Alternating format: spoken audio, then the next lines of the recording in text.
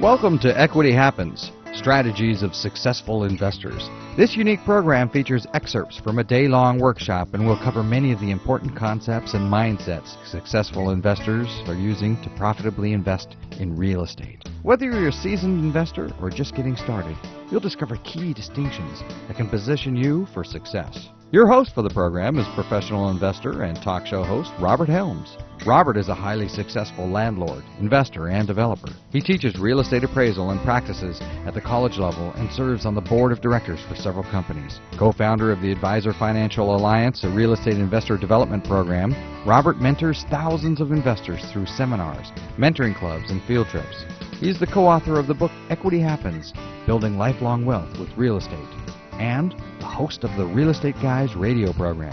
Now, here's Robert to show you why real estate is a great investment vehicle.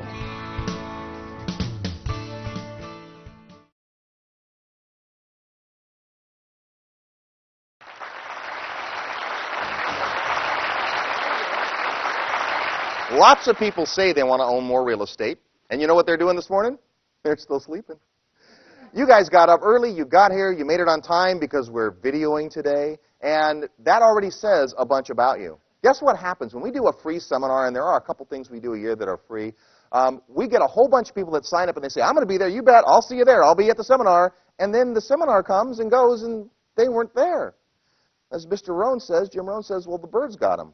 Right? We don't know why that is. As soon as we put a price tag on the seminar and you had to write a check or use your credit card, you become a lot more likely to be here. And guess what? Today, almost everybody's shown up. Now, are a few people going to be late?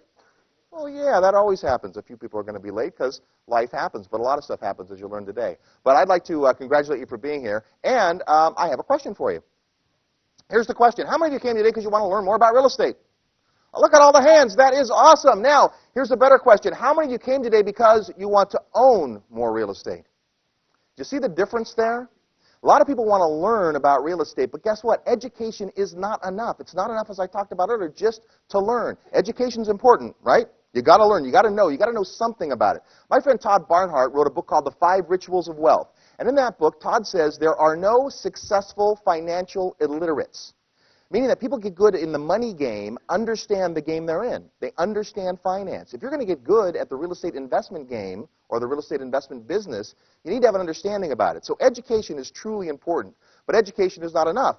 We have this syndrome called paralysis of analysis, right? We get these people that come to our seminars, and we love these people. We call them groupies. And what they do is they show up to everything. They show up to our classes at the college. They show up to our seminars. They listen to our radio show every week. They know the formulas. They have calculators. They've learned. They've studied. What aren't they doing? Buying anything. And if you don't ever buy anything, how much are you going to profit from real estate? None. And you know what I love? I love all these no money down guys, right? No money down. There's no money down. First of all, can you buy real estate no money down? No. No, you can't. You can't buy real estate no money down. Well, okay, there are some instances where you can get 100% financing. You still have closing costs and all those kind of things, but it's very rare, and the competition for those deals is very high. So it's hard to get a really good no-money-down deal. Plus, because you aren't putting any money into the deal, the cash flow isn't very good, and many times those are the properties that end up what we call upside down, where there's more payment going out than coming in, boo hiss, and because of that situation, what happens is people lose the properties. Is that what you want to do, lose a property? No. So why is it that all these late-night TV gurus will speak to no money down? Because guess what a lot of people have? No money down. But they got $299 on their credit card, don't they? So I'm not trying to dissuade you, but if you have absolutely no money, no job, no credit, guess what you have also? No future, right? So it does take something. Now, it's possible to get started with just a little money and the desire. And you know what? Which is more important? Desire and attitude are everything. Absolutely. We have a saying at the Advisor Financial Alliance, which is our group of companies that help people create wealth through real estate, and that is education for effective action. Education is important, but what's more important? Action. And not just any action, not random action, but effective action. It's important that you learn what you need to learn so you can take the right steps. But the problem is people want to wait until they know enough before they do anything. Now, I don't want you to just take action right away like crazy. We had someone come in our office in one of our consultations. This is great. We do these consultations with people, and most of what we do, of course, we teach in groups. But at some point, we need to sit down with you and decide where it is that you're going. And we sat down with this couple, and they said, well, we're ready to go. In fact, we want a good deal, and we'll get one. If you can get us a good deal today, I will write a check. Who's looking for a good deal? Who's looking for a good deal? You guys all want good deals, right? That kind of goes without saying. Well, we had to kind of slow them down a little bit, say, whoa, back the horse up. Listen, you can't just write a check until you understand what real estate's trying to do for you, and that's a pretty important concept. All right, here's another question for you. Are you a consumer or are you an investor? And do you know the difference? See, most people that I see start in real estate investing are consumers who are suffering from an investorial seizure. They think they're investors, but the problem is they act like consumers. So what's the difference between a consumer and an investor? Well, here's one of the basic things. First of all, a consumer saves their money. They save, they hold on to what they have, and they don't want to let go of it. My hard-earned money. They put it in the mattress, they put it in the piggy bank, they save it, and they're very concerned about losing their money. An investor, on the other hand, invests their money. They don't save it and hoard it. They put it out there into the world so it can do some work. And if you put it out there in the world so it can do some work, it will come back, hopefully with friends. And then it's a bigger pile of money, right? Now, when people come to our consultation, they have different goals and different ideas and so forth.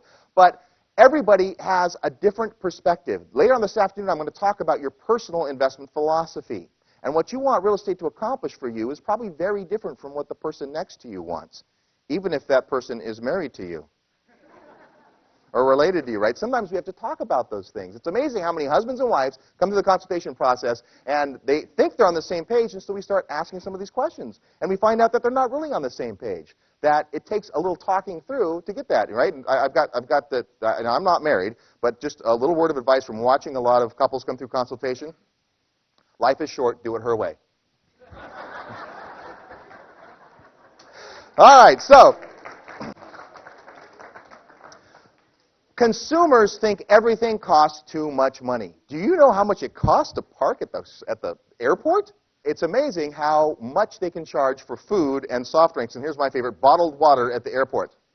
Bottles of water at the airport are like $3.50, right? That's a lot of money for water. But when someone says something's expensive, that's expensive. Here's what I want you to always say, either in your mind or out loud, either depending on the situation. When someone says that's expensive, or you find yourself saying that's expensive, I want you to say this. Compared to what? Bottled water at $3.50 is expensive compared to dying of thirst, right? So I'm staying at a hotel in New York City, and I want to get my suit pressed, and I go downstairs to talk to the concierge about getting my suit pressed. They say, Mr. Helms would be happy to handle that for you. It'll be $22.50. And I went, $22.50? I don't want to buy another suit. I just want to have this one clean. I go, do you know that my dry cleaner charges $7? And they said, yes, Mr. Helms. And how much would it cost for you to get there? Today you're going to hear from one of the guys that is on our real estate show quite a bit, and also is our attorney, Jeff Lehrman. He's going to talk about how to form entities. And Russ Gray, who you'll meet today, and Charlie Krackler and I went to see Jeff Lehrman at a seminar he was giving, and it was 10 minutes before it was time for him to start, and we pulled into the parking garage next door to the hotel, and Russ had driven that day, and he used to have this big old Suburban, right, this big old fancy car, because we like to carry around a lot of stuff, right, and he pulls into the thing, and the guy wants $35 to park the car for an hour and a half. And we're like, $35? And all of a sudden, we all break into consumer mindset, right? Well, I know, we'll go around the street, we'll see if we can find a parking space, or maybe we can find a cheaper garage. And I'm going, you guys, the seminar starts in 10 minutes. Which is more important, us saving $5 or $10 in parking, or us being there before Jeff's seminar starts, getting a chance to say hello, meeting some of the people, and being relaxed in our seats when it starts? So $35 was expensive, but compared to what? Consumers focus on the price. And what consumers do with their money, by the way, is they buy depreciating liabilities, things that go down in value over time, like big screen TVs and jet skis and those kind of things that seem fun but add no value to your life. What do investors spend their money on? Assets, appreciating assets. We hope things that go up in value. So it's a difference. Now, if you get involved with our Foundations program, which is how you get in our mentoring clubs, you'll get to understand very clearly the difference between consumer and investor mentality. But I just wanted to touch on that a little bit. So let's talk about real estate. We're kind of positive about real estate. I don't know where you're at. Some of you already own income property. In fact, if you already own a property other than the house you live in, raise your hand. Look at all the people that are already profiting from real estate. Give them a hand. That's great. Now, how many of you own the home you live in but no other property? All right, you're building the American dream, and that's a great way. In the Bay Area here, where you guys are at, what happens? Properties go up quite a bit. We see people come to the consultation. Guess where the majority of their net worth and wealth is? In their house. And they think it's what we call hard-earned equity. What is equity? I'll give you the definition a little bit, but equity is the difference between what the property is worth and what you owe on it. So it's the part that is yours, right? If you think, I got my hard-earned equity. In fact, we did a flyer once for a seminar saying, come put your hard-earned equity to work. How hard did you work to earn your equity? You lived in the house. That's all you did. You lived in the house, and the house would have been value. And in the Bay Area, that happens, right? Not everywhere. Houses don't always go up in value, do they? Okay, but here's what real estate can provide. Real estate can provide long-term profit, right? Mark Twain said, don't wait to buy real estate and wait. Time is your friend. In fact, time will heal almost any wounds when it comes to real estate. If you've made a mistake, if something didn't turn out right, there's a good chance that if you wait long enough, it'll take care of itself. And it's a great long-term investment. My dad, we call him the godfather of real estate. He's forgotten more about real estate than most of us will know. You'll get to meet Bob later on today. But Bob has lots of properties. He has this one property I'd like to talk about. It's in downtown San Jose. And Bob's reached a point in his life where he can have a property like this. This property is a 104-year-old Victorian. Now, I like Victorians. I think they're kind of neat. What's the problem with Victorians? Maintenance, a little expensive to maintain. But you know what? If you're Bob, you can afford it. So you have a nice property. And he's got this property, and every month it has positive cash flow of about $4,000. Meaning after he pays the mortgages and the insurance and the expenses and the taxes and all that stuff, he has $4,000 left at the end of the month. So every month, $4,000, $4,000, $4,000, $4,000. My sister and I and my dad go to Hawaii, and Dad is Mr. $100 bill. Right? He's like paying for all kinds of dinners and stuff. We're like, dude, what's with the cash? He goes, well, you know, the rent. He's got all this money coming in. So my question to you is, how many of those properties would you like to have? 5? 10? Would you be happy with 20? 100, someone says? Here's my favorite answer. All of them. Right? Because at a certain point, you want to have property that is generating cash, whether you're doing anything about it or not. So there are long-term profits to be made in real estate. That's a great story. Now, is that the best way to optimize that property of Bob's? Probably not. Russ Gray is going to talk about optimization later on, and I'm going to give you an example of another one of Bob's properties that maybe isn't such a happy story. You'll think it's a happy story when I first tell it, but when I dissect it a little bit, you'll see where it can go with that. But the whole concept behind the buy and hold strategy is that over time, rents go up, you pay down the loan, and the property becomes more valuable. Is that a valid strategy in real estate? Absolutely. Here's the problem with that. It's slow and boring. And many of you don't want to be bored, right? So instead, we look at short-term profits. Can real estate generate short-term profits? Sure, lots of ways. What we do in our foundations program and our mentoring clubs is we do case studies of properties. So wouldn't it be interesting to see what someone paid for a property, look at the pictures of what it looked like before, then look at what they spent to put into the property and pictures of it during construction, and then once it's done, what they sold it for. Would that be good information? Yeah, you get to see. Now, we have some people who do those kinds of projects, and they'll share the information with the group in mentoring club. It's one of the most powerful things we do is get like-minded investors together. But you can make short-term profits in real estate. Now, what else can you do? You can hedge against inflation because automatically real estate goes up kind of with the economy as rents go up and everything else. So it's good protection. See, inflation is going to work. The question is it going to work for you or against you?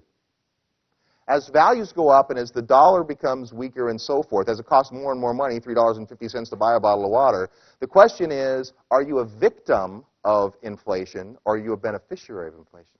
Which would you rather be? I think you'd want to benefit from it. We'll show you how to do that. Okay, also, there's some tax advantages. You know there's some distinct tax advantages. Today we have Dan Kennedy, who's a CPA, who's going to talk about some of the tax techniques and advantages for investment real estate that don't apply to your residence, but do to investment property that you have. And then Michael Yesk, who's an attorney and a specialist in 1031 exchanges, is going to show you what I think is the second best tax tool there is in real estate, and that's the power of the 1031 exchange. If you don't know what that is yet, well, you're in the right place. You're going to learn all about it today. But there are some distinct tax advantages to investing in real estate. Also, a great thing about real estate is it can provide an ongoing asset. When you buy income property, you buy two things. Guess what those two things are? Income and property. That's what you buy, income and property. And a stream of income that continues and hopefully gets larger doesn't necessarily change the underlying asset. So you can have a property for years, right, that provides $4,000 a month positive cash flow, and then you can leave it to your kids. or not, right?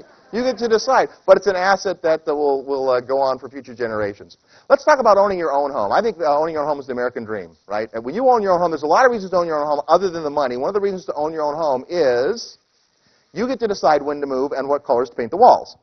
You get to decide how big your pet is and how many pets you have. No one tells you when to move or what to do or any of that kind of stuff. You're the one who gets to decide. That's a great reason. And you can raise your kids there and all that kind of stuff. And owning a home is awesome. In fact, it's a lot better than renting. But here's what we know. There will always be people that have to rent. Is that true? Eventually, I hope they become homeowners. But in the meantime, guess what they do? Pay my mortgages.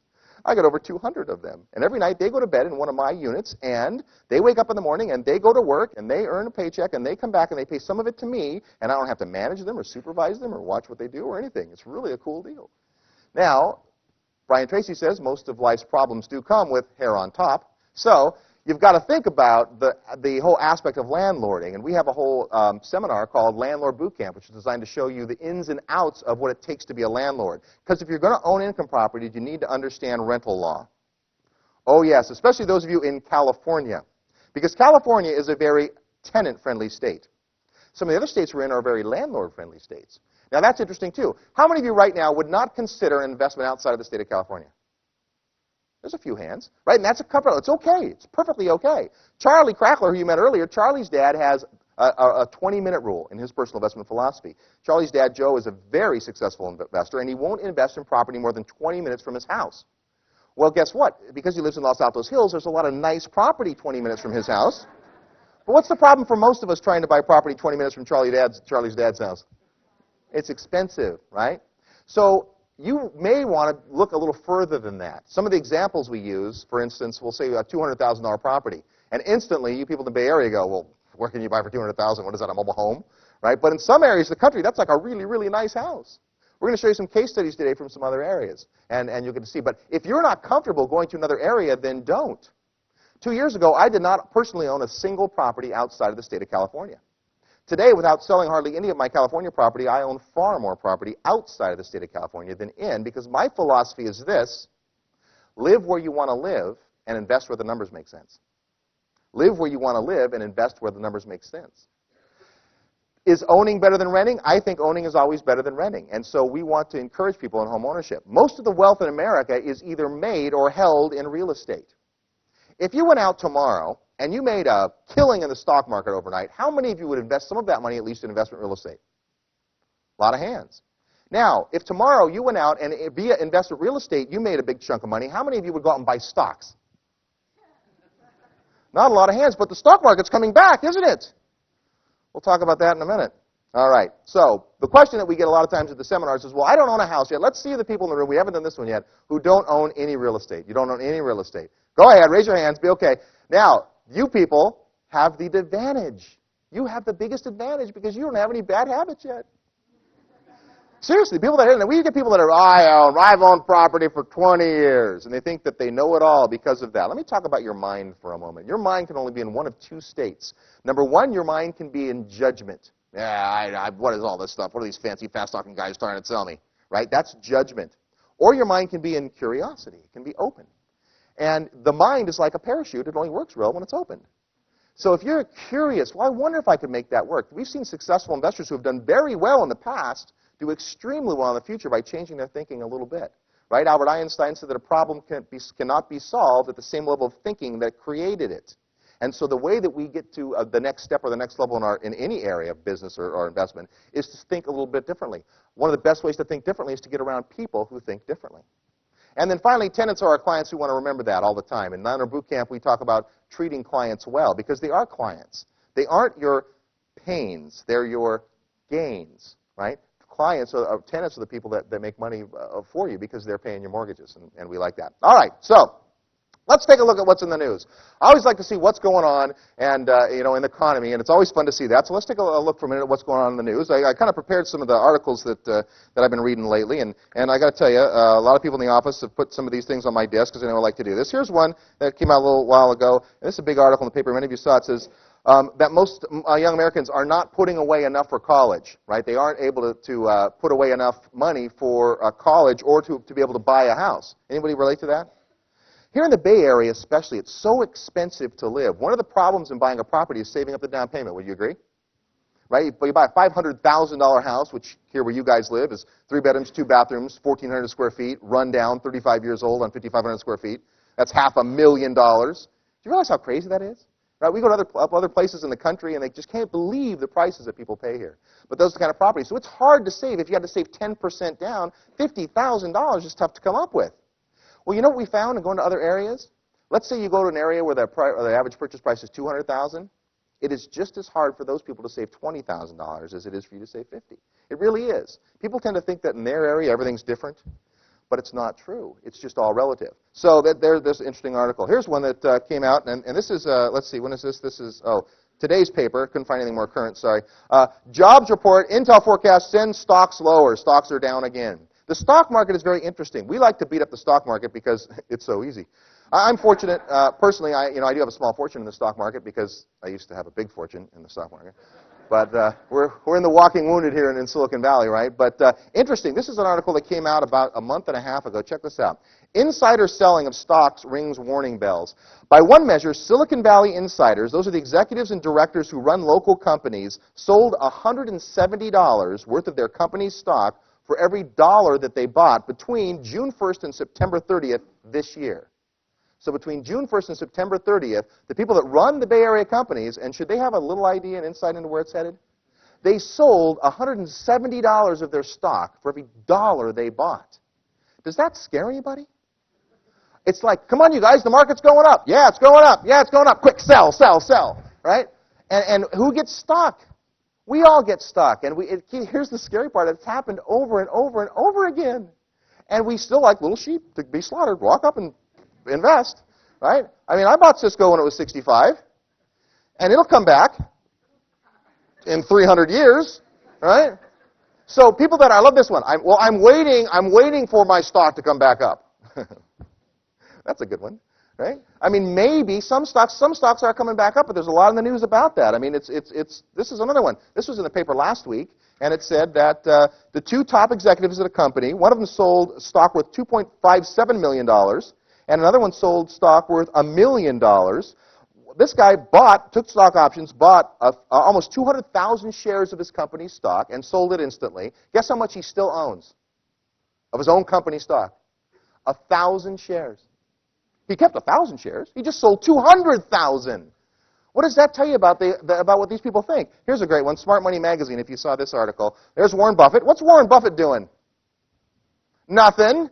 Putting his money in cash. Right? Warren Buffett, best investor there's ever been, right? Well, the article in here talks about home prices. What's next for home prices? The dreading housing bubble hasn't burst. Not yet, anyway. The housing bubble's on the way, isn't it? Who's scared of the bubble? I got a clue for you. There is no bubble.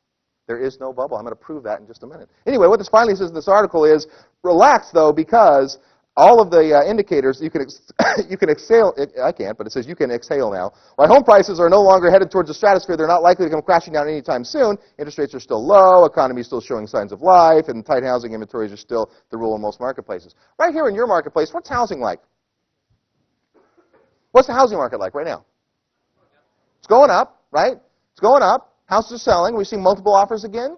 Multiple offers on property, yeah, absolutely. So it's pretty good. We've got stuff that's going on. It's not a crazy, crazy seller's market where you can put your house in the market and sell it in 10 minutes, which, by the way, is never a good market, even when you're a seller. You think it is, right? Anybody sold a house in one of those markets? Remember those? They're putting the sign out, and then they have to go back to the truck and put the sold sign on, right? Because that's how fast, multiple offers and all that. The problem with that is even though you might get a higher price for your house, in about a year or 2 years, you'll have a new title, and it will be defendant. Because you sold a house and they waived their inspection contingencies and they waived their appraisal and all the stuff they do in a hot market, and that comes back to haunt a lot of people, so be careful about that. Well, here's another topic in the news. A lot of little stealing. We've heard about the mutual fund scandal, right?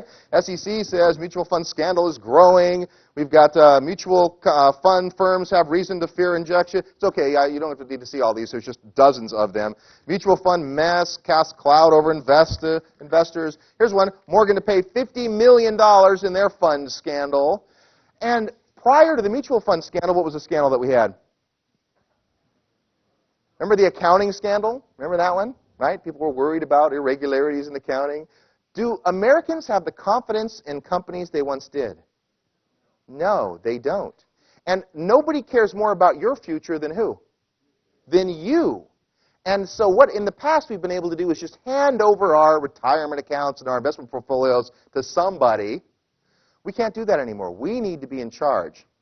What else is going on? Well, let's talk about real estate. I always like to talk about that. The Bay Area office market is suffering. It's Santa Clara County, likely the worst in the nation. Here's that's office space, right? You know, you see a lot of these see-through buildings and stuff, right? You're driving down 101 and there's that Excited Home building. What a great building that is, right? It just happens to be empty. I'm thinking, that could be a really nice building. It's beautiful. There's lots of square footage in it, right? I'd like to buy that building, as long as I had a tenant for it. Bay Area apartment rents flat in third quarter. How many of you own rental property right here in the Bay Area? How are your rents? Sorry to bring it up. We've had to lower our rents a little bit. We've had to make some rent concessions a little bit. We have a little more vacancy than we used to. But guess what? Time heals all wounds. Is it always going to be like that? No. It's going to get better. You watch. I promise. But can you wait is the question. Here's another one about real estate. I love this one. Foreclosure activity rises in the valley. Foreclosure activity. This is so newspapery. Remember, there was an article here in the Bay Area about a year ago, and it said that foreclosures soar 121%. And people were like, wow, that must mean every single house is being foreclosed upon. Then you read down all the way through the article, and it said that from one quarter to the next, there were 8 more foreclosures in the whole county. So the media blows everything out of proportion. In fact, the media is always reporting the negative side. Most newspapers run 6 negative stories about real estate for every 1 positive story, even in great markets. But, you know, you have to be careful what's in the paper. This is an article I know is important because it came out 3 days ago, and everybody in my office put it on my desk. I got 3 copies of these. Santa Clara County poised for multi-housing family home boom. So there's the one positive, right? All these negative articles. Finally, one comes out that's positive, and it says, yes, we're going to have room for multifamily housing, which could be good, right, and maybe not. But generally what they're talking about there, when they talk about multifamily housing, are those big apartment complexes that you see going in. Can you and I own those big apartment complexes? Not really. I mean, I haven't checked your financial statement on the way in, but personally, I have a little trouble with 1,000 units at once, right? It's one of my goals. I want to have 1,000 units in my personal repertoire, but I'm a ways away. Got a lot of goals, got a lot of funny goals. Here's one of my goals. Ron and I have a goal to personally be in debt $100 million by the end of next year. Who thinks we're out of our mind? Well, you haven't learned enough yet if you think so, because debt is what controls real estate. The more real estate you control, when it goes up in value, the more money you make. And you're going to be convinced of that by the time we're done today. And then finally, I'll end with this one, just as an article for you landlords. $6 million awarded against a landlord because a 9-year-old boy was badly burned when he was trying to warm his hands over the stove because the heater didn't work. Should the landlord have some responsibility in that case? Yeah, probably so. Should the landlord have $6 million worth of responsibility in that case? I don't know. Folks, it's tough to be a landlord. It is. It's hard today, and it's getting harder. I'm not trying to discourage you from it. In fact, quite the opposite. I just think that if you're going to be a landlord, what you want to be is an educated landlord, and you want to understand the game you're in and play by the rules. At Landlord Boot Camp, we teach people how to be ethical landlords, because you know what? It's easier. It's easier to do the right thing most of the time and to run property like it's supposed to. Much easier way to go. All right, so I like to see what's going on in the news. You know, especially like this one. Lots of stuff, right? We always want to be going and understanding what's in the news, but understand that newspapers have an agenda. When you see a headline that says, foreclosures up 121%, why did they put that headline in the newspaper? Because they want to sell newspapers. Do they care about how many houses are foreclosing on? They don't care. They want to sell you newspapers. When you're walking by and you see the stands, you go, oh, I want to buy that one. That's what their job is, and they do that through alarming you. You need to be careful about what you read. Now, you can believe everything you hear on the radio. That's all good. But you got to be careful about what you read. All right, so let's talk about real estate. How does it compare to other things? We look at all the other things that you could invest your money in, stocks and mutual funds and bonds, and we've kind of spent a little time on that. But you want to look at a couple of instances. Robert Kiyosaki in Rich Dad, Poor Dad. Who's read Rich Dad, Poor Dad? Great. Look at all the hands. I love that. It's like 80% of the people have read that book. Do you think 80% of people in America have read that book? Or do you think the kind of people who read that book and have their thinking changed come to seminars like this? Pretty cool. So in that book, he says that you should invest, maybe it's not in that book, but Robert Kiyosaki does say that you should invest in things that, number one, banks will give you the money to buy, and number two, you can get insurance on. If a bank will give you the majority of the money, 80% of the money, to buy the asset, and you can get insurance on it, then it makes good investment. So ask yourself, how many of these things will the bank give you money to invest, the lion's share of the money, in fact, and let you have insurance on, unless it's already insurance. So why is real estate best? Let's talk about the reasons I think real estate is best. There's a whole bunch of them. Today you'll learn about the 4 ways that we make money in residential income property. But the first one, and the big one, is appreciation. Here's what happens to real estate. Properties go up over time. They become more and more and more and more valuable. And we've seen this happen. Now, how much do you think, on average, in the United States, how much do properties increase in value every year? 6%? 5%? 5 here? For years, I've been saying, 5 or 6%. Well, that was good enough for me, but it wasn't good enough for Russell's spreadsheet Gray. So Russ went back and researched this and figured out that from 1968 to 2000, the average increase in value was 6.19%. So 6.19% is the average. Well, that seems about right. But wait a minute. What does the stock market increase on average? Don't count the last couple of years, but on average, what does it go up? 11 to 12 to 15%. It goes up more. Well, Dolph DeRoos in his book, Real Estate Riches, said you can't really compare because when we're talking about the stock market's performance in the last 60 years or whatever, they talk about like the S&P 500, which are the top 500 stocks. If we gauged real estate by the top 500 properties, how's it going to do? Much better than the stock market, but we don't get to do that. We get to do it as a whole. And as a whole, real estate goes up 6%. So isn't stocks a better investment? Well, no, because we've got a lot of cool stuff that goes on. In fact, one of the great things about appreciation is that as time goes on, you have more and more and more of the property that belongs to you. That's what we call equity. And the truth, and one of the great truths in America, one of the best things you're going to hear today is that equity happens. Equity happens. As time goes on, that is what happens. You get more and more equity in your property. The only question is, will it happen to you? If you don't have any property, it won't. What is equity? Equity is the difference between the market value of a property and the loans against it. So I bought the property for $250,000. I put down $50,000, and I get a loan for $200,000. If the property goes up to $300,000, I have another $50,000 in equity. If it goes up to $350,000, now I have $100,000 in equity. $100,000 in equity. Now, your initial equity deposit or down payment, that counts as equity too, but you've already put that money in. But that's what equity is. And so equity will continue to happen, and I think you'll be convinced of that after today. So appreciation is one of the great things about real estate. It goes up. Does all houses appreciate? No! I was driving through Topeka, Kansas one night, and there's a billboard on the side of the road that says, "Are you tired of looking at 3-bedroom homes in the 50s? And I thought, yeah, exhausted of that. And they had as a new housing development. And they started at like $47,900 was their starting price.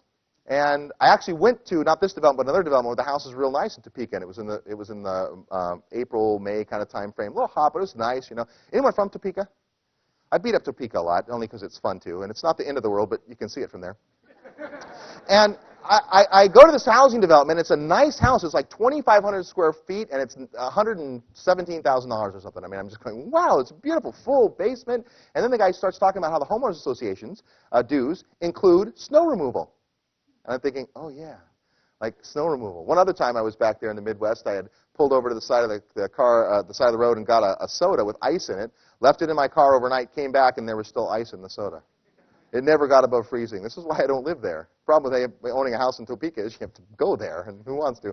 But in Topeka, if I would have bought that house for $47,900, today it's probably worth $51,200. 10 years later. So it doesn't go up in value. See, remember we talked about average? The average is 6%. About 2 years ago, we started investing in a marketplace here in California called Sacramento. We put ourselves in first and a few key clients. Ron and I went in. Paul, who started today, our sound guy, and he bought some property there. How about a hand for the sound crew and the video crew today?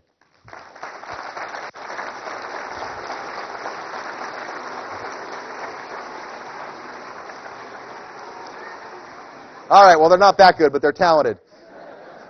Anyway, Paul's done sound for our seminars for a couple of times. He did this seminar, and he came and said, well, what about me? Like, could I put some property in? So Paul, who you saw standing on stage in the warm-up this morning, how many of you would rent to Paul?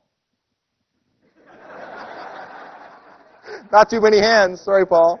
The question is, how many of you would Paul rent to? See, Paul owns property. We talked about earlier, should you own an investment property or a house you live in? Paul is a renter here, and he owns property in Sacramento. that property's gone up in value quite a bit. If I have time today, I'll tell you that story because it's a fun story. But property goes up in value, and Sacramento went up really well. We put clients in, many of the people in the room actually are either from Sacramento or bought property there, and those are the ones that you can tell are smiling, because last year, Sacramento was the #1 appreciating marketplace in America. Is it good to invest in the #1 appreciating marketplace in America? Yeah. Are you always going to be able to do that? Now, here's a question for you. Do you think that we went up and put a bunch of people into Sacramento property, and then by some coincidence it went up in value? Or do you think that my company spends its time researching areas that are going to go up way above average? I don't know. You decide. See, here's the thing about average. Average means half the markets are better and half the markets are below. Do you know that more than half? Let's do this. Here's the averages for you. Right now, half the people in this room are below average intelligence. For this room, right, half of you are below average intelligence for the room. Is that true? That's a statistic for you. Look at averages, and they're only averages. Appreciation, though, the way that we do better than the 6% is we do a little research and a little study and a little due diligence, and we find markets that we expect will have better appreciation. Not necessarily the best in the nation, but pretty well. All right, what else? Leverage. This is a great positive benefit about real estate. In real estate, you don't have to have 100% of the money to get the asset. You control the asset for a portion of the value. So rather than have to have all of the money to buy a property, I can have just a part, a down payment, say 20%. What if I put 20% down on a $250,000 property? $50,000 controls the asset. Now, if the $250,000 property goes up to $300,000, how much of the $50,000 in gain does the bank get? None. But they gave you 80% of the money to buy the property. Who gets all of the gain? You do. Is that a cool deal? Now, we have bankers in the room, so we're not going to hit too much on this today. So here's what leverage is: the use of credit or borrowed funds to improve one rate of return. So leverage is something that will help you increase your rate of return. See, if I kept, the example I just gave you was 5-to-1 leverage, right? I'm controlling 5 parts of real estate for 1 part of cash. $50,000 is controlling $250,000 worth of real estate. If that real estate goes up 5%, what's my return? 25%. Right? Because it's magnified by the leverage. That is why, one of the reasons why real estate beats the stock market, because there's not leverage in the stock market. All right, another reason, cash flow. Cash flow is a good thing, right? We like cash flow. In fact, we like cash flow to be positive. And here's what happens. When rental income exceeds expenses and debt service, so you take more money in than goes out, you have what we call positive cash flow. Who likes positive cash flow? Yay! All right. Now, positive cash flow isn't all it's cracked up to be. I'll talk about that this afternoon, because there's some great strategies that involve break-even or negative cash flow. But positive cash flow is eventually what you want to get to, right? More money at the end of the month, not more month at the end of the money, right? People come into our consultation. Here's one of the things people like to say. Well, I'd like to get to a point where my passive income from real estate meets or exceeds income from my job. Anybody relate to that? Wouldn't that be good? That'd be good, right? Yeah, you can applaud for that. Do you know when I like to wake up in the morning? When I'm finished sleeping. Not when my alarm clock says I have to get up and go to work and go to a meeting, right? In fact, I like to order my dinner without having to look at the right side of the menu to see how hungry I am. Follow me in that? How many of you like food with your meals? Yeah. So cash flow eventually is a good thing. We want to have property that provides cash flow. Bob's $4,000 a month, $4,000 a month, $4,000 a month. What's going to happen to that $4,000 a month? $4,200, $4,200, $4,200, $4,400, $4,500. It's going to continue to go up. Now, guess what? It used to be more. It's come down a little bit because that property's here in the Bay Area, but it's still $4,000 a month. So cash flow is pretty good. What else? What about tax benefits? We talked about that before, but your government is going to give you incentive to invest in real estate, and they do that through a host of means. All right, so last benefit we'll talk about is that real estate has a simple financial model. I told you earlier I invested in Cisco. I'm not really sure what they make. And I sure don't understand their business model fully when it comes to where the dollar's going, all that kind of stuff. But here's what I know about real estate. It's got a simple model. Rental property is easy for everyone to understand. Here's how it works. People live in or work in your building and pay your rent. Do I need to cover that again? That's the financial model. People live there and they pay you rent. And everybody understands that. It's not difficult to understand the financial model. Some investments are so convoluted and difficult, it's hard to figure it out. All right, now let's talk. We talked about the past a little bit, right? In the last 60 years, there's not been a single 10-year period that if you had bought at 1 year and sold 10 years later that you wouldn't have made money. In fact, here in the Bay Area, how much does property go up in 10 years?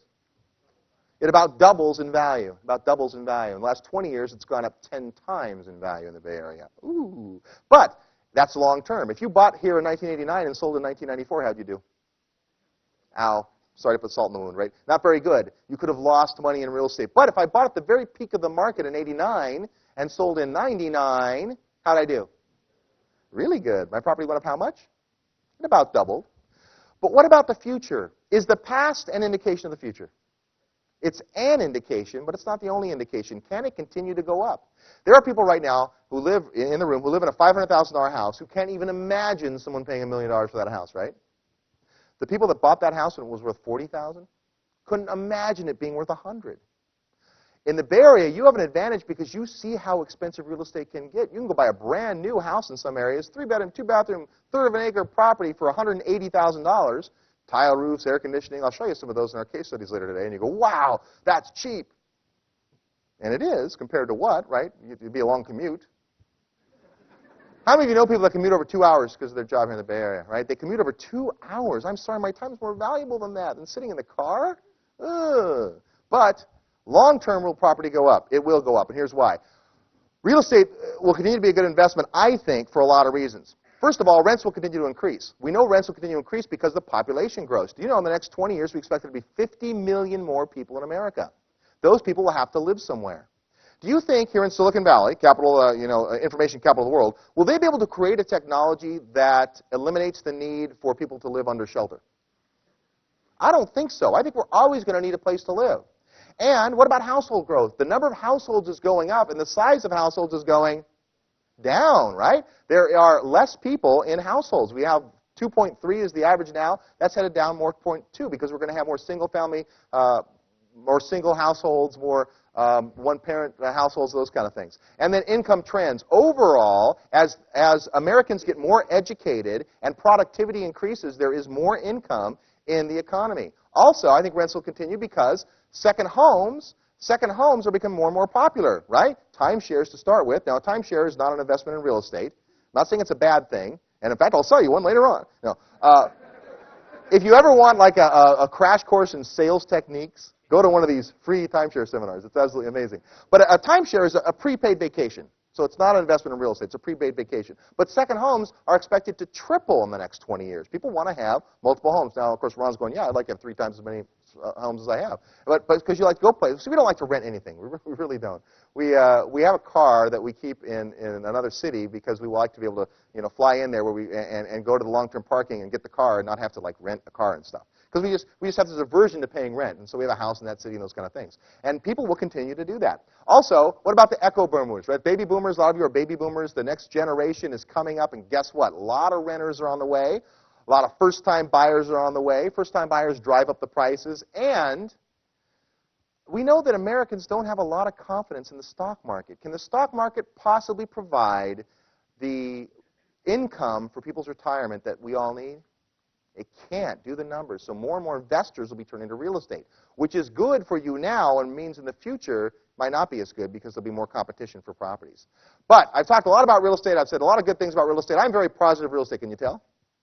Now, full disclosure, I have to tell you, not everyone thinks real estate's a good investment. In fact, let's look at what some of the experts have said. Like experts like people from the media, or like people who are forecasting what's happening. Here's what some of the experts say. The prices of houses seem to have reached a plateau, and there is reasonable expectancy that prices will decline. That's what Time magazine said. Houses cost too much for the mass market. Today's average price is out of reach for 2/3 of all buyers, according to Science Digest. The goal of owning a home seems to be getting beyond the reach of more and more Americans. Business Week. The era of easy profits in real estate may be drawing to a close, Money Magazine. And if you're looking to buy, be careful. Rising home values are not a sure thing anymore, the Miami Herald. So the media isn't sure real estate's a good investment. But look at when these statements were made. I am really glad I didn't rush out in 1991 and buy a bunch of houses.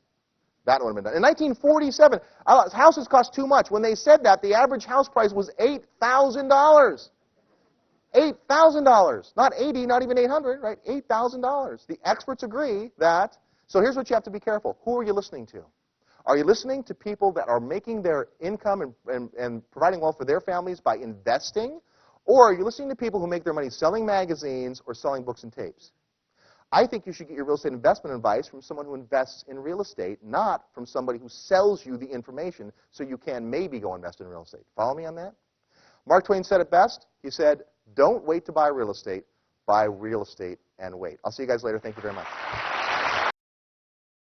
Russell Gray is a real estate investor and expert in real estate finance and investment strategy. An advisor to Robert Helms, Russ is a faculty member for the California Association of Realtors, teaching finance to real estate agents pursuing the prestigious GRI designation. He's the co-founder and regional vice president of a successful mortgage company and the co-founder of the Advisor Financial Alliance. Here's Russ to share with you equity-building financing strategies, including the amazing free duplex story. Hey, all right. You having a good time? It's my job to make spreadsheets fun. How many of you liked math when you were in school? Right? Okay, that's good. That's good. I was arithmophobic, so I have arithmophobia. I couldn't stand math when I was in school. In fact, I had a tough time. I flunked Algebra 2 twice. But when I became an adult, and I started putting dollar signs in front of the numbers, they got very interesting to me. And so it's my job to share with you some financing concepts. You know, a lot of people will come in and they will want to talk to you about mortgages and lender ratio, debt-to-income ratios, and want to talk to you about all kinds of lender criteria. And there's lots of technical things about the mortgage business that's nice to know. But the thing about technical information is available from all the technical people that are around you. Where people really tend to get lost is they don't get the concept, they don't get the strategy, and they don't know how to apply the technical information. Does that make sense? So what I want to do is I want to talk to you about financing concepts, and we want to talk to you about using financing debt as a tool to build equity. Did you hear Robert say earlier that he wants to be $100 million in debt by the end of next year? Did you hear that? $100 million. And yet we know that that $100 million will allow him to control what? More than $100 million worth of real estate, right? And so that's the purpose. So let's get into this real quick. First of all, let's get into some motivation. Let's talk a little bit about why do you want to pay attention to all these spreadsheets? Why are you interested in numbers? Why are you interested in financing? Here's the sad facts. Most people finish life broke. In fact, 66.5% of Americans over 65 years old live below the poverty level. How many of you knew that? Right? I mean, maybe some of you have family members going through some of that. These are statistics we pulled up on the government websites. Median annual income for persons over 65, less than $14,000 a year. Can you imagine working your entire life and ending up with $14,000 a year of income to try to live on? So it's a sad fact, but that's what's going on out there. In 1993, the median income of net worth of households over age 65 was $86,000. So net worth is what you have left after you take everything you own and subtract everything you owe. What's left is your net worth. So you work your whole lifetime, and that's all you have to show for it. So most people finish life broke, but you don't have to. And so in order to change your future, you've got to do some things. Number one, you've got to change your focus.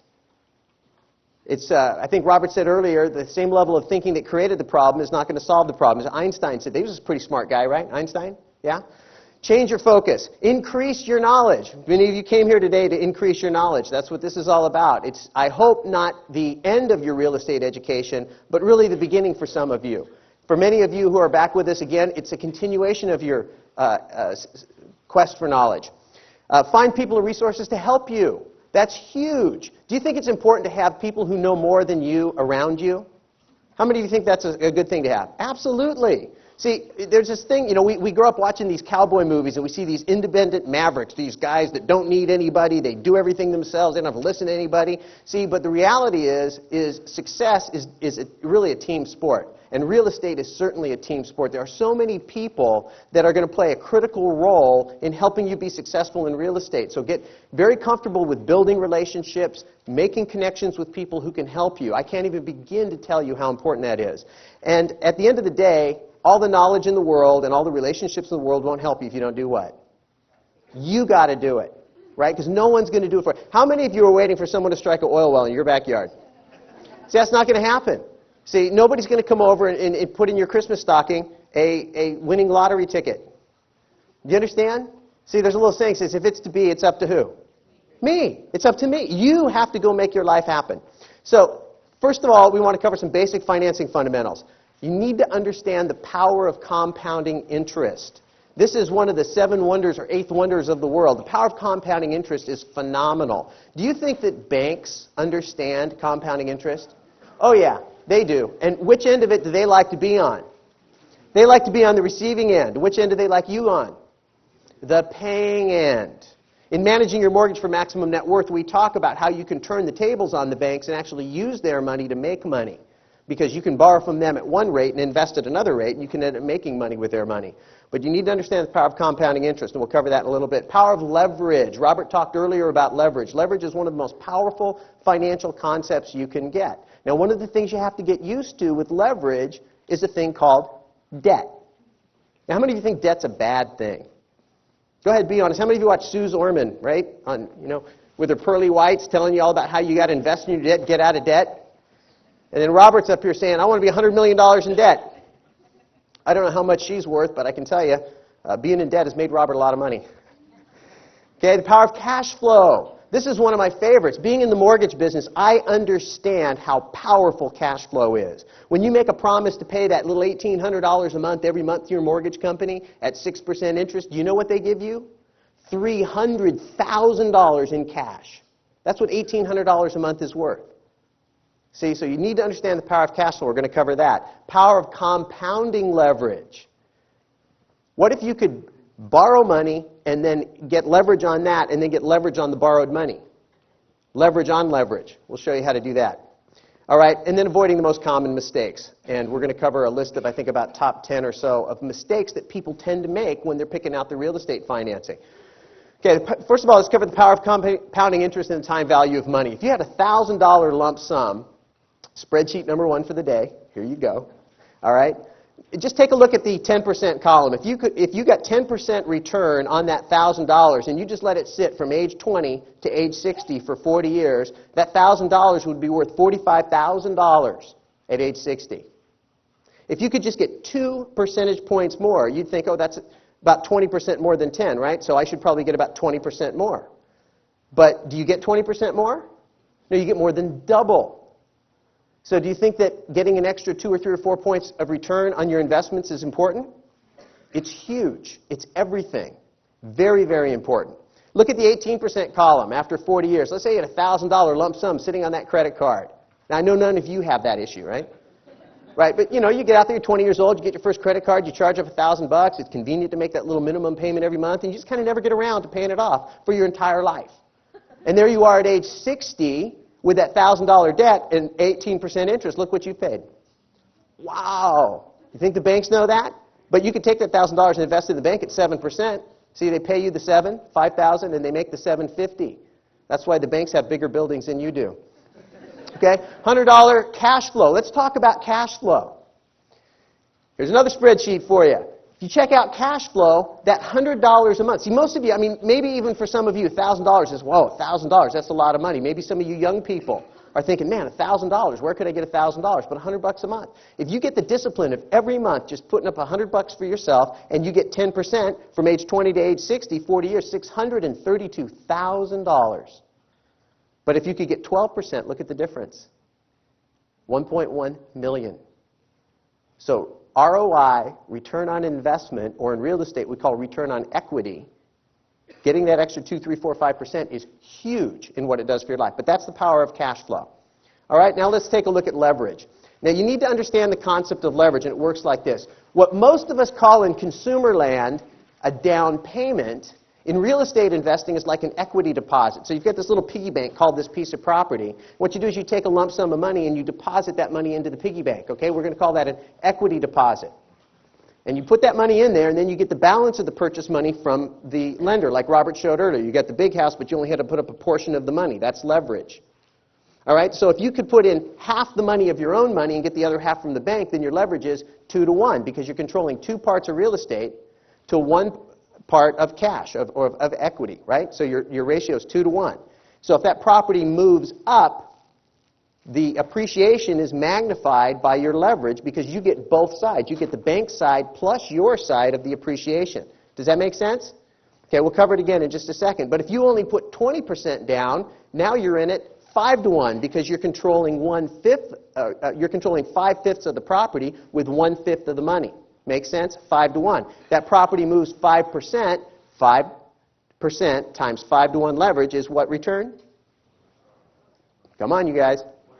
25%, absolutely. If you can get in at no money down and it appreciates, what's your return? It's infinite. Okay, now we just found out how important it is to get that extra 3, 4, 5, 6%. What if you could get yourself up to triple-digit returns?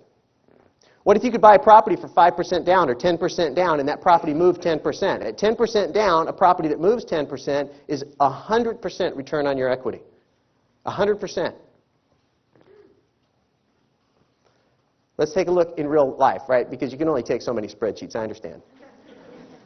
You have a $250,000 property and you put $50,000 down, that's 20%. So you're in at what? 5 to 1. Okay, you get 5% appreciation on that $250,000. I know it's early.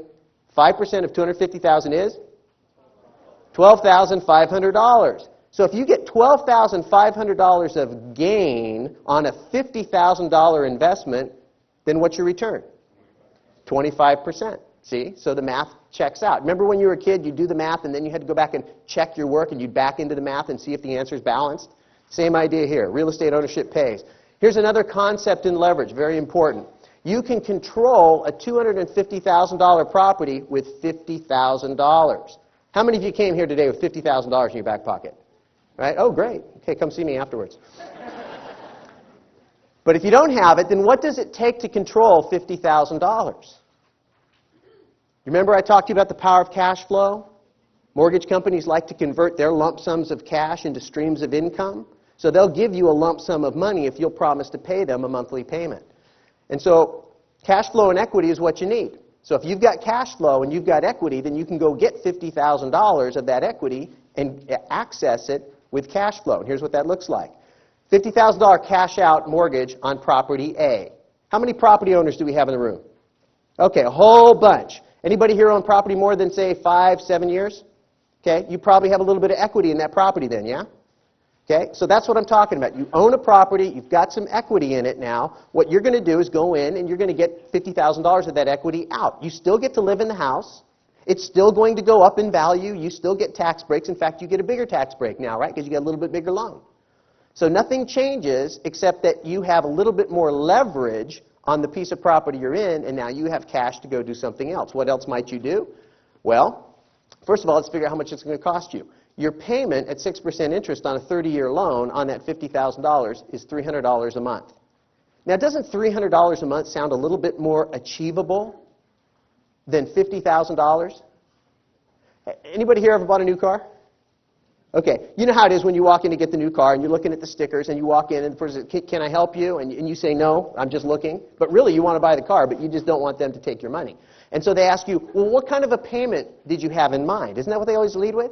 What kind of a payment did you have in mind? Because they know you don't buy price, you buy what? Payment. You don't buy price, you buy payment. And so they say, well, what payment would you feel comfortable with? And you say, oh, I feel comfortable with about $300. And they say, well, let me go talk to my finance managers. And they come back with what? $375. They always stretch you a little bit, right? Okay, but they know that you're going to buy the payment because for you to pay $50,000 for a car, or 60 or whatever the number is, of course, a $60,000 car probably costs you, what, $1,500 a month, right? If you don't put any money down. But in real estate, because it's 30 years and the interest rates are very low, the payments for how much cash you control are very low. You with me? So it doesn't take a lot to control the property or control the $50,000. So you get your payment to 6%, it's $300 per month. $50 of that is principal. Now, or amortization. Like, you know, amortization, mortuary to kill the loan balance. And so every month you put in $300, but $50,000 comes off your loan balance. Okay? So every month your balance sheet's getting a little stronger as that loan gets paid off. Meanwhile, you get to do what with the other $250?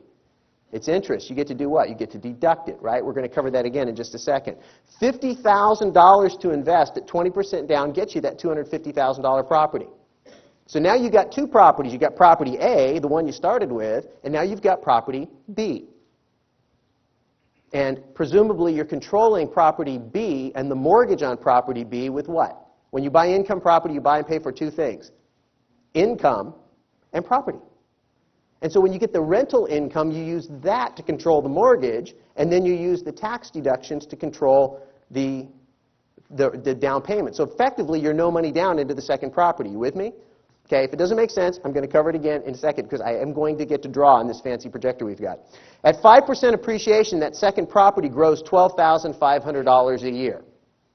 Now, how much of your money is in this deal at the end of a year? What do you think? You got $300 a month in the deal, right? You don't have $50,000. That's the bank's money. All you've got is $300 a month times 12. So let's see what that looks like. You get $250 a month of interest because the $50 was paying off your debt, right? So you took it out of your checkbook and you put it into your equity account. You with me? Okay? So really your cost is only $3,000 of interest. Now, forgetting the tax deduction and just saying at 5% appreciation that property B goes at $12,500, your returns look like this. You got a $12,500 capital gain, unrealized because you haven't sold the property, less $3,000 of your cost to access the $50,000. So at the end of the year, you've got a $9,500 pre-tax unrealized gain. Make sense? What's that as far as a return on investment? 316%. 316%. Is that better than 12?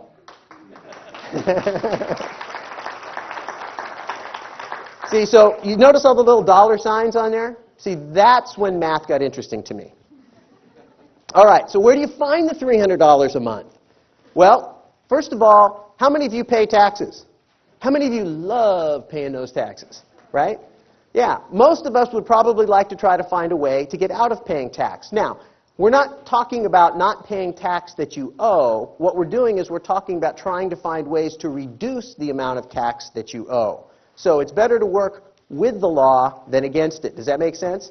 Okay? And so we're going to have a CPA come and tell you some things that you can do to help make the tax code work for you. Do you think it's important to stay up to date on what's going on with tax law? Absolutely. You cannot afford to be ignorant. When I got to the point in my life where I was paying $50,000, $60,000 a year in taxes, I decided that it was probably worth my time to become educated. And so if you're serious about going out and improving your financial position, then you are going to have to deal with taxes. You might say, well, you know what? I don't like taxes very much. Oh, well, I don't like math very much. Sorry. I mean, there's a price you pay, right? I mean, no, like I said, I didn't see any hands go up. Any oil wells being struck in anybody's backyard? See, it's not going to happen. You've got to go out and do it, but this is what you have to do. So get familiar with two schedules, Schedule C and Schedule E. Schedule C is the losses or profit on a sole proprietor, self-employed person. So you can start up a little side business, and I'm not here to give you tax advice, but the point is if you go to the IRS website and download that schedule, you will find things on there that you can use to create deductions. And get very familiar with a term called depreciation. Schedule E is the schedule you get to fill out when you own income property. And so those are two schedules you want to be familiar with because you can find free money by getting tax credits against taxes you're already paying. That's found money. Okay, reduce or eliminate amortization. I'm a big fan of interest-only loans. If I'm going to go in and refinance a property and pull equity out so I can go buy another property, why would I want to put equity in to start with? My goal is to put as little into the property as possible to control as much top-line real estate as I can. See, because here's the way it works. Cash flow controls mortgages. Mortgages control real estate. Real estate appreciates, and equity makes you wealthy. Does that make sense? So, cash flow controls mortgages. Mortgages control real estate appreciates, and equity makes you wealthy. And so interest-only loans are a great tool when you can get them.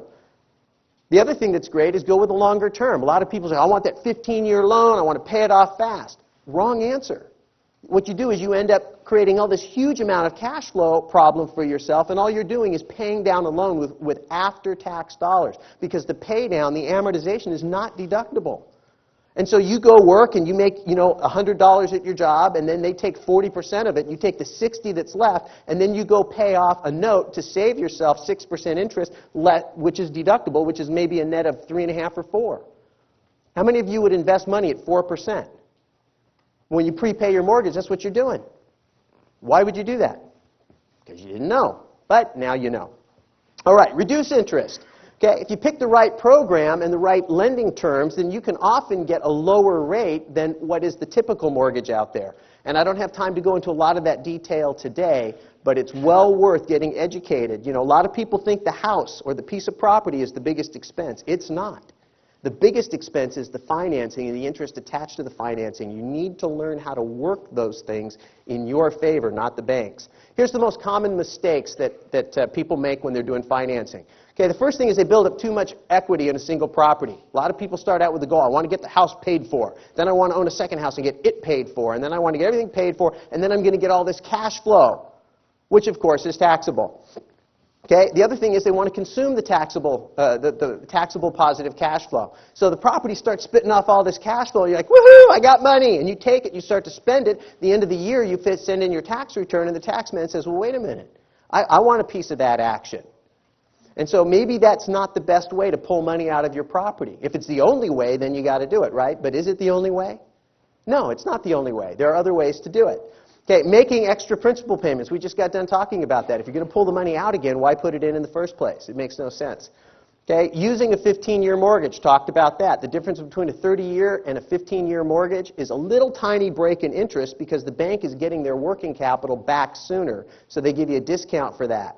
But in exchange for that, what you're doing is taking a payment that would be like this and making it like this. And like I said, the difference there is after-tax pay down of the loan. So basically, you're investing in your own debt. And that would be fine if there were no other investments available. Remember when Robert said, you know, is it a good deal? I think he was talking about that's expensive. But the answer is 3 words, right?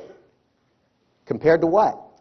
See, when you're going to make an investment, you have to ask yourself, is that a good investment? Well, compared to what? Compared to what? If you know that you can go into real estate and make 20, 25, 30, 40, 50, 300% return, why would you want to invest at 3.5%, 4%, 5%? You wouldn't. Using a fully amortized mortgage, same thing. You're taking chunks of money, after-tax dollars, and you're pumping it into your loan. All right, using a 30-year fixed, no-points mortgage. This is my favorite, okay? What do you think the #1 loan sold in America today is? 30-year fixed, no points, no fee. Why? Because Grandpa did it, right? Because great-grandpa did it. Because back in their day, inflation wasn't what inflation is. All right, so they want a 30-year loan. See, those same people that said you go to work for a company and then you work there till they give you the gold watch 40 years later. Now, is that the way it works in our economy today? It doesn't work that way, right? So the industry knows that the average person sells or refinances their home every 4 to 7 years. At 4 to 7 years, do you care what the interest rate is on your loan 10 years from now? If you're going to get rid of it, what do you care? It could be 100. It doesn't matter because you're out of the loan. You may even be out of the property. And so if you can get a discount for using a shorter-term loan, maybe that makes sense, right? And what about points? I don't have time to go into all the details on points, but if you think about it, points buy down the interest rate so you get a cheaper payment. If you're going to stay in a loan for 30 years, don't you want the lowest payment possible? If it only took you 2 years to recoup the points and then for the next 28 you save money, would that make sense? Most of the time it does. But that's the second question because the first question is how long are you going to keep the loan? And so you have to begin with the end in mind. Investor versus consumer mentality. We talk about this all the time. This is huge. Remember the very first thing we talked about? If you want to change your future, you have to change your focus. Yeah, the same thinking that created the problem isn't going to solve it. Okay, here's the way consumers look at things when it comes to real estate. They focus on interest rate and debt. I want the cheapest interest rate and I want to be debt-free. Okay, that's the way consumers think. Here's what investors focus on, cash flow and net worth. If you're using leverage and you lose control of your cash flow, you lose control of the portfolio. And if your job is to go create wealth for yourself, that wealth is represented in a term called net worth. You take all of your assets and you subtract all of your liabilities, and at the end, you want a big number. Now, if I have to have $100 million in debt so I can control $200 million in assets, and I have $100 million net worth, isn't that better than having $1 million net worth with no debt? Because you can always peel it back in, right? Okay? So it's just a different mentality. Now, I hear the sound of breaking glass out there, some paradigms being broken. And that's what happens. People come to these seminars and they think, that they're going to get some secret formula. The secret formula is changing the way you think. Okay, there's 4 ways to make money with investment real estate. Okay, the first one's cash flow. That's when you have money coming in and money going out. And if at the end of that exchange you have more coming in than going out, you have made a profit, right? Basic. Amortization is the pay down of the mortgage. When you have a mortgage that the tenant is paying, effectively, because they pay you rent and you use their money to pay the mortgage, if part of that payment is going towards paying down the debt, that's profit to you. You can't say that about living in your own house, because if you do that in your own house, then who's paying it down? You are, with after-tax dollars. Okay, depreciation, this one's huge. These are tax credits you get for a non-cash expense. Do you hear what I said? Non-cash expense. That's an oxymoron, like reliable copier. Two words that don't belong together. Non-cash expense, right? And so what this is that the government looks at the building and says, well, you know, this building is going to wear out over time, but the dirt it's built on will last forever. And so therefore, the value of the dirt cannot be written off as a loss, but the building can be. And so every year you get to take a loss on paper for which you put no money out, and that's called depreciation. And we're going to talk a little bit about that later at one of the following speakers. Appreciation, this is our favorite, okay? And that's where you just live in the property or you own the property and time just sends the price up. Equity happens. Now, those of you that own property for more than 5 or 10 years have experienced that, right? How hard did you have to work for that? Like Robert always talks about, my hard-earned equity, right? You just happened to own the property. Now, if it worked good one time, do you think it would work good twice? And if it worked well twice, do you think it would work well 4 times? And if it worked well 4 times, would it work well 8 times? Say, how much property do you want to own? All of it, thank you. All right, here's the free duplex story. Okay, I'm going to tell you how it works, and then I'm going to draw it on this projector. What you do is you use a new mortgage to transfer idle equity into an income property. Use tax credits in the rental income to cover all the payments. So basically, you have the down payment for free. Allow passive equity and leverage to improve your net worth over time. Because remember, it's about net worth, right? So now you're controlling cash flow and net worth. Am I talking about interest rate here? Do I care? If I have an 8% interest, in fact, I'll tell you, my first rental property, my interest rate was 12.6%. And it was positive cash flow because the rent covered it. As long as the rent covered it, did I care? Now, do I like it better when it's lower? Sure. But am I not going to invest? How many of you drive back and forth to your job? And you do that because you love the scenery and all the people at the workplace, right?